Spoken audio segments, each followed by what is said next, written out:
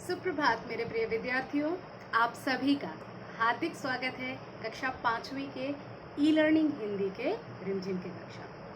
तो स्टूडेंट्स, हम लोग वे दिन भी क्या दिन थे चैप्टर पढ़ रहे थे।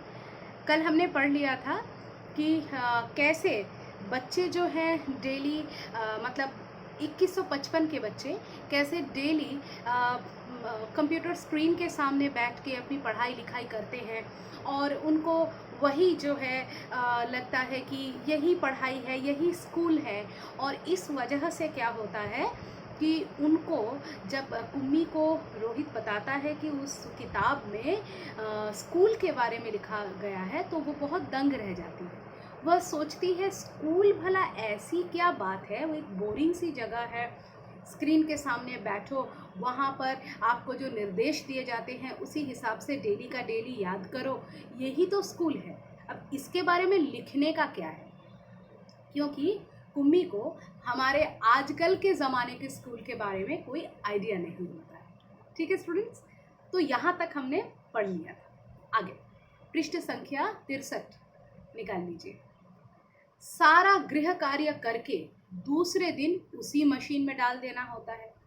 एक तो मशीन के सामने बैठकर मशीन जो बोलता है उसको याद करना होता है।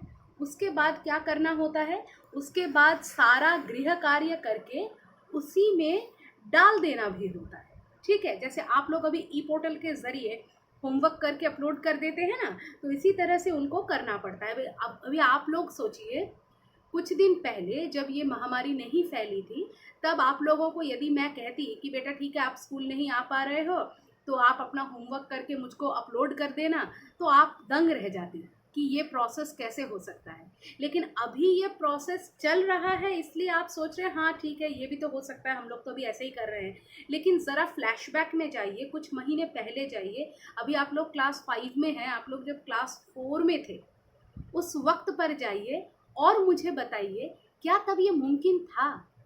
क्या ऐसा हो सकता था तब क्या आप ऐसा सोच सकते थे कि सही में ऐसे मशीन में होमवर्क करके डाल देना, क्या ये हो सकता था? तो ये बहुत हैरत वाली बात थी उस वक्त के लिए। मतलब जैसे उस वक्त के बच्चों के लिए हमारे आज के विद्यालय हैरत की बात है, वैसे हमारे लिए, हमारे बच्चों के लिए ये जानना, इस कहानी को पढ़ना उतना ही रोचक और हैरानी वाला इसीलिए।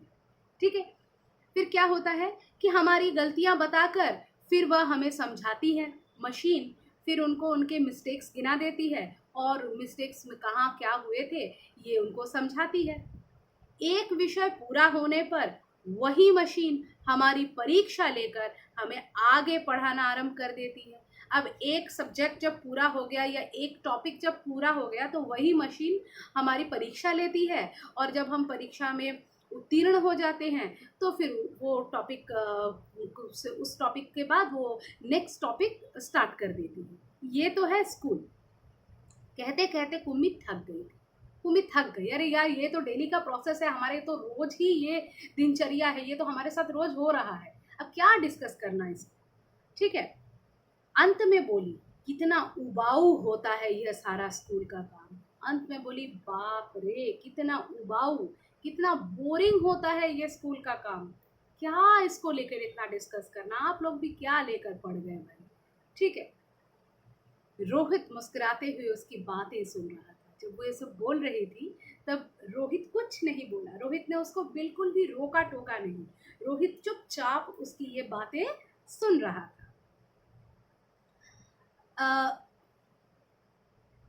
अरे बुद्धू, जैसे स्कूल का वर्णन इस पुस्तक में है वह इससे भिन्न होता था। इसमें तो उन स्कूलों के बारे में लिखा है जो सदियों पहले होते थे। फिर रोहित उसे कहता है अरे बुद्धू, ये वो वाला स्कूल नहीं है जिसमें हम पढ़ते हैं, ये वो स्कूल नहीं है। इस पुस्तक में तो ऐसे एक विद्यालय का वर्णन किया गया है जो उस जमाने की, जिस जमाने की यह किताब है उस जमाने में हुआ करती थी। वैसे जो स्कूल होते थे, वैसे जो विद्यालय होते थे उसका वर्णन है, वो आज से बहुत अलग है। ठीक है, तो देखते हैं क्या अलग क्या सब के बारे में बताते हैं और इसका कुम्मी पर क्या असर पड़ता है। फिर मिलते हैं, धन्यवाद।